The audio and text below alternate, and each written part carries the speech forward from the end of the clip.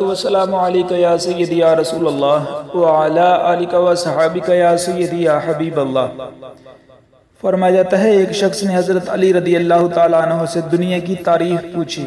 آپ نے فرمایا اس گھر کی کیا تعریف کروں جس کا صحت مند حقیقت میں بیمار، جس کا بے خوف پشیمان، جس کا مفلس غمگین، جس کا مالدار مصیبتوں میں مبتلا ہو، اور جس کے حلال کا حساب ہو، حرام پر عذاب ہو اور مشکوک پر ملامت ہو۔ یہی بات آپ سے دوسری مرتبہ پوچھی گئی تو آپ نے فرمایا وضاحت سے بیان کروں یا مختصر جواب دوں؟ عرض کیا گیا مختصر فرمائیے۔ آپ نے فرمایا اس کے مال جو حلال اس نے کمایا ہوگا اس کا حساب ہوگا، اور حرام جو ہوگا اس پر عذاب ہوگا۔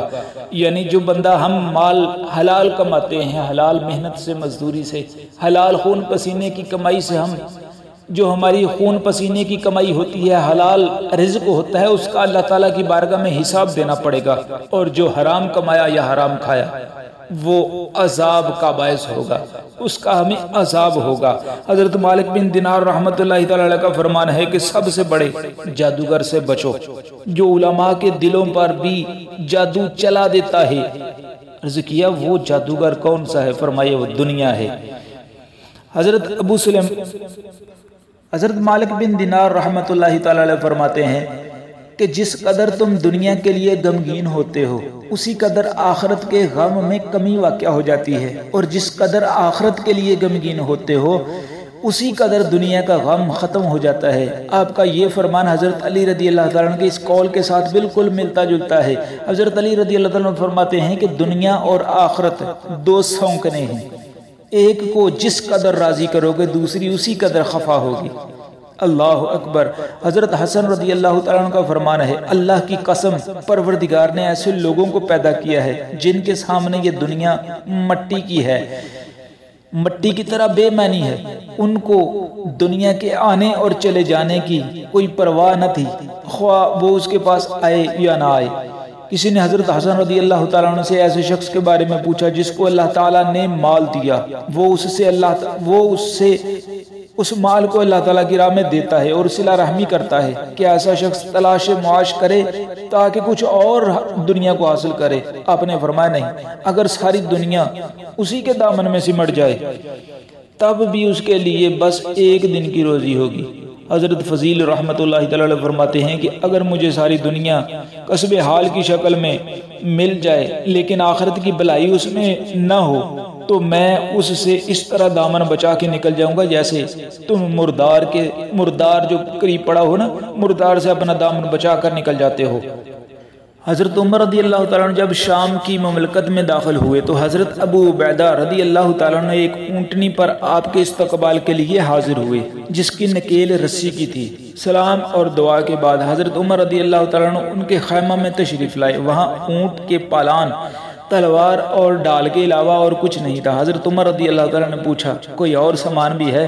انہوں نے عرض کیا ہمارے آرام کے لیے یہی کچھ کافی نہیں ہے۔ حضرت حسن رحمۃ اللہ علیہ فرماتے ہیں کہ دنیا کی محبت میں سرشار بنی اسرائیل نے اللہ تعالیٰ کی عبادت کو چھوڑ کر بتوں کی عبادت کا آغاز کر دیا تھا۔ اللہ اکبر۔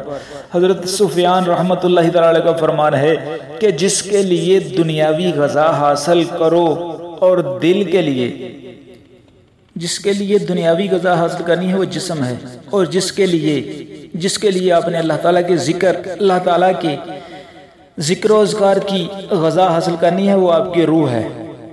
حضرت وہب رضی اللہ تعالیٰ عنہ کا فرمان ہے میں نے ایک کتاب میں پڑھا ہے کہ دنیا عقل مندوں کے لیے مال غنیمت اور جاہلوں کے لیے سامان غفلت، انہوں نے اس کی حقیقت نہ جانی، یہاں تک کہ دنیا سے کوچ کر گئے۔ جب وہاں پر ان کو اس کی حقیقت کھلی تو انہوں نے واپسی کا سوال کیا جو قبول نہیں کیا گیا۔ حضرت لقمان علیہ السلام اپنے بیٹے سے کہا کرتے تھے اے بیٹے اگر تو نے دنیا سے بے توجہی برتی اور آخرت کی طرف متوجہ رہے تو اس گھر کے نزدیک پہنچ گئے جو اس گھر سے حد درجہ بہتر ہے۔ حضرت سعید بن مسعود رضی اللہ تعالیٰ عنہ آپ کا فرمان ہے کہ جب تم کسی ایسے شخص کو دیکھو جس کی دنیا میں اضافہ ہوا ہو اور آخرت کم ہو رہی ہو لیکن وہ اس بات پر خوش ہو تو سمجھ لو کہ وہ شخص دھوکہ میں مبتلا ہے اور اس شخص کی شکل بگڑی جا رہی ہے اور اسے محسوس بھی نہیں ہو رہا۔